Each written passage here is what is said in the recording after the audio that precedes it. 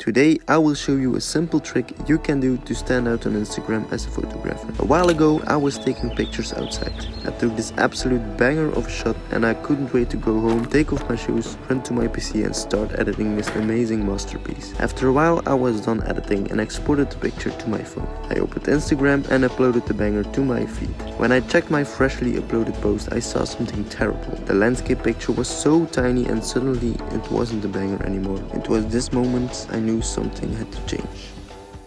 To get more engagement on Instagram, you need your post to fill up as much screen space as possible. This means you should post in portrait. But does this mean you can't post landscape images? In this video I will bring you the solution how you can post your landscape images and still get more engagement. In no time you will be turning your beautiful landscape images into a beautiful seamless carousel to get more engagement on Instagram and post your spicy images. Let's have a look. For this first step we will use Photoshop or Lightroom.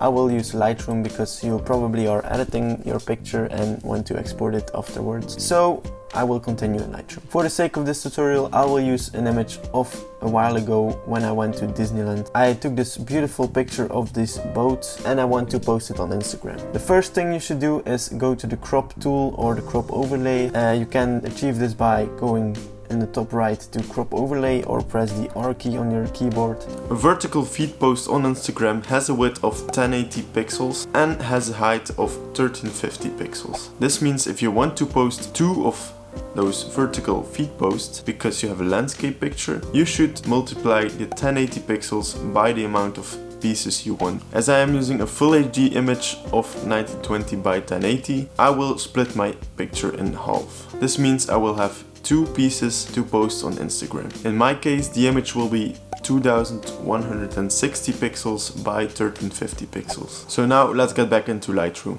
When you are in the crop and straighten, you want to select the aspect ratio. You want to enter custom. You can see it in the bottom, enter custom. And you will see you get a little pop-up where you can enter your custom aspect ratio. As the custom ratio, you want to enter the width and height that you just calculated. Keep in mind you are working with aspect ratio, so you want to enter 1.350 for the height, and I want two pieces in my picture, so I want to enter the width of 2.160, which is 1080p multiplied by 2. And press OK, and you will get this beautiful crop. You can place it wherever you want. The only thing left now is cropping your spicy image into the spot you want it to. I'm gonna keep it here and press done. Now you've got your perfect size of your image.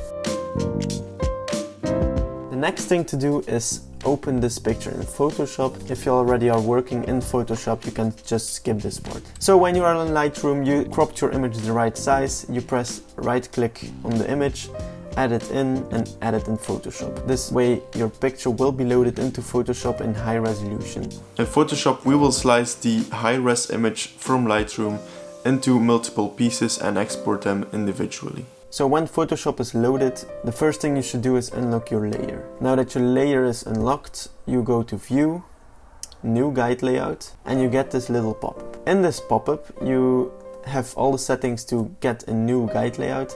The ones we are interested in is number and gutter of the column section. Make sure the row section is not checked because we only need columns. The rows are already the right size, 1350. In the column section, in the number, you type the amount of pieces you want your picture to be. So in my case, I want 2 pieces. I have a landscape image.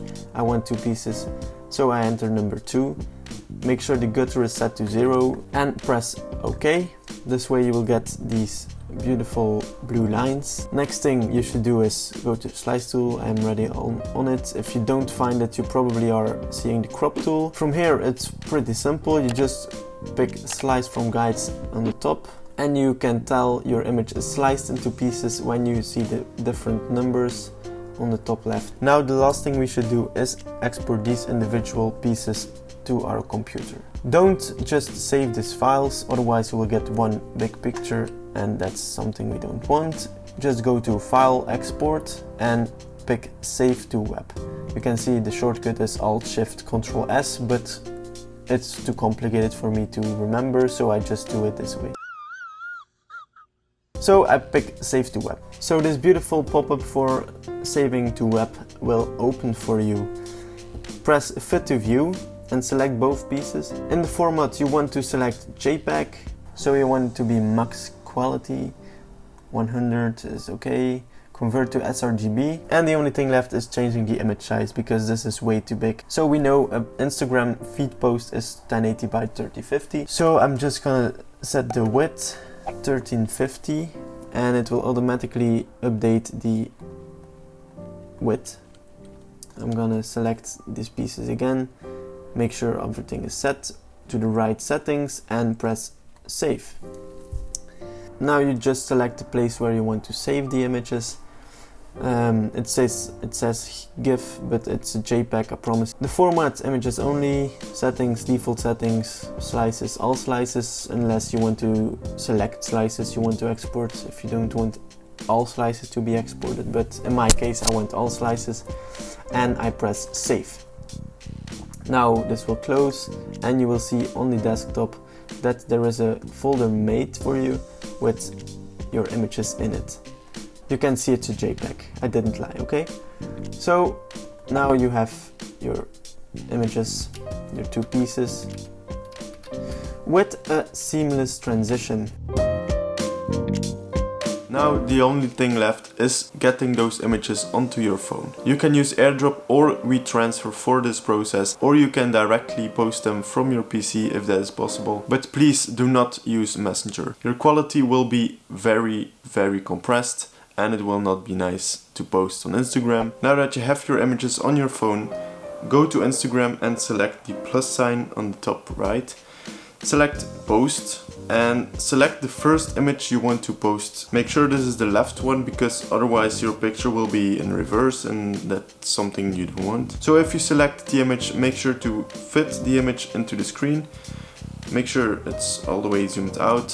When you have zoomed out the picture, you press the multiple post button and you select the next one and do the same. Repeat the process for all the pieces you have and press next. You will see that you have the two posts, in my case two pieces, and press next again. This screen you can write your caption, tag your people, tag the place and all that stuff you do with your normal posts.